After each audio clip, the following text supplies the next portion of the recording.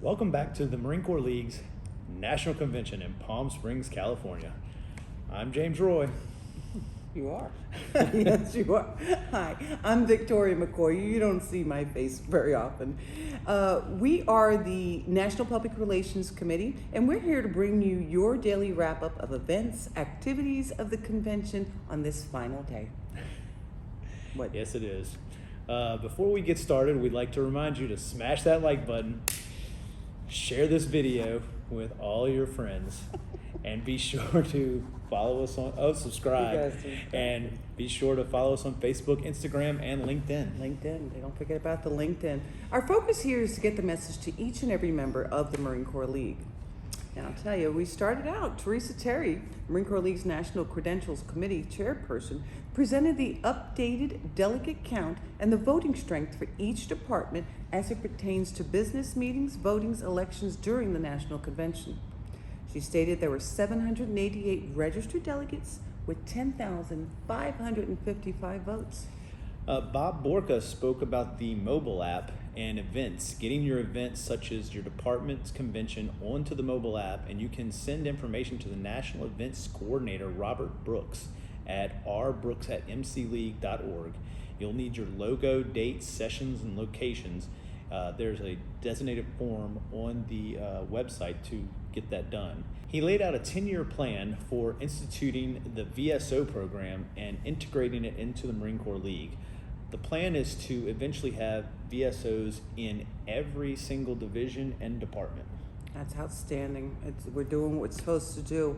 Next up, the president of the Marine Corps League Auxiliary, Linda Chamberlain, she stated as an organization they added 4 new units and an entirely new department. She reported their units are seeking out more opportunities to serve our veterans and communities. She gave us numbers as to all the programs that the auxiliary supports, and the numbers look good. The 60th Chief Devil Dog, Alan Sanning, gave his report on the Military Order of the Devil Dogs. Oof, oof. There are roughly 4,700 dogs in the MODD, which was a little down, but mostly from cleaning up the rosters for members who had passed away. 66 Devil Dogs were advanced to the degree of Pedigree Devil Dog, and Chief Sanning said there are 370 dogs in attendance at the National Convention. This year's Children's Hospital received 105,000 big bones, and this year they did instead of doing the Devil Dog luncheon, they did a dinner, which was a huge success. Yes, it really was. Phil Zamora, our current Marksmanship Committee chairperson, distributed a few awards for marksmanship. He did also speak upon the marksmanship insurance that was discussed. They're still working on a national coverage, but in the meantime, please reach out to the new national chairperson, Mike Sturge, who can help advise you on those specifics. Executive Director Bob Borka encouraged detachments and departments to not use actual guns or ammo when putting on displays or raffles. He did state honor guards are okay and color guards are okay because they are actually just using blanks, right, or the weapon's completely empty. Absolutely. We had recognition for the Americanism Awards. Americanism Awards are given at the annual compilation of a detachment and departments. It's a scrapbook of all the programs of work they do, events, activities, etc., and the information based on the administrative year. The awards have been given for platoon size, company size, battalion size, and then there's Gil Gray Award, which the Gil Gray is awarded to the most outstanding Americanism, regardless of detachment or department. It was named after Gil Gray, National Commandant, 1972 to 74. Young Marine Executive Director Bill Davis spoke on the status of the Young Marines and told the body that the Young Marine program has finally gotten federally funded again. He stated that many Marine Corps League detachments support the Young Marines units in some way, but that there is still room for improvement. By adding new Young Marine units in your communities across the country, and Marine Corps League detachments are the catalyst for making that happen. Colonel Davis also recognized several members with awards from the Young Marines program. Recognize, take care of your people out there. National Junior Vice Commandant Russ Miller, who's the liaison for the Toys for Tots Foundation and the Marine Corps League, updated on us on the successes of the Literacy, Disaster Response and Recovery, Youth Ambassador, and the Foster Care Initiative programs. He also stressed that if your detachment is not the LCO, but you support an LCO in your community, make sure you fill out an after-action report located in the library.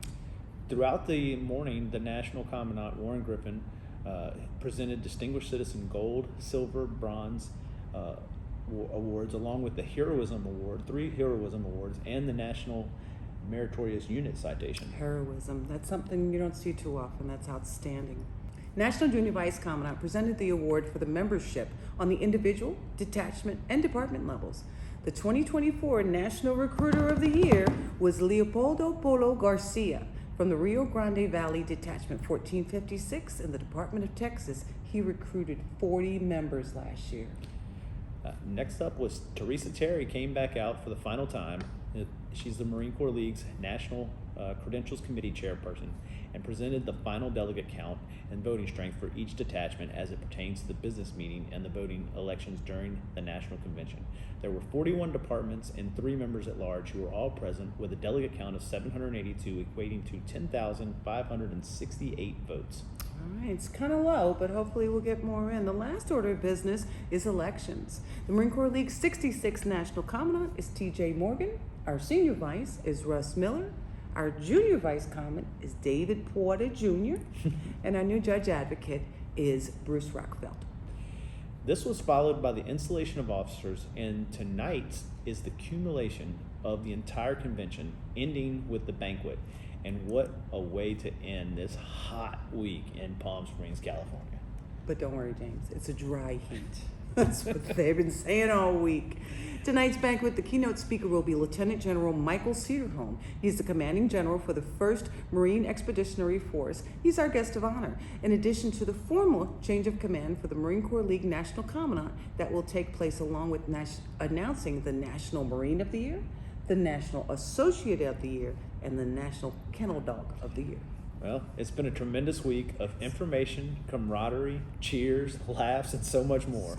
We look forward to seeing you at the Marine Corps League's National Midwinter Conference in Pentagon City, Washington, D.C., and again at next year's National Convention in Grapevine, Texas, where we'll be celebrating the Marine Corps' 250th anniversary. You don't look that old. That does it for the National Convention of the Marine Corps League here in sunny California. This completes our daily wrap-up videos from the Marine Corps League National Public Relations Committee. And remember, if you haven't done so yet, get on it. It's time to smash that like button, share this video, and subscribe to our YouTube channel. I had to do what Ray does. I know, right? I know, because it's usually Ray. Ladies and gentlemen, Marines, auxiliary members, this concludes our daily wrap-up. We will see you next year.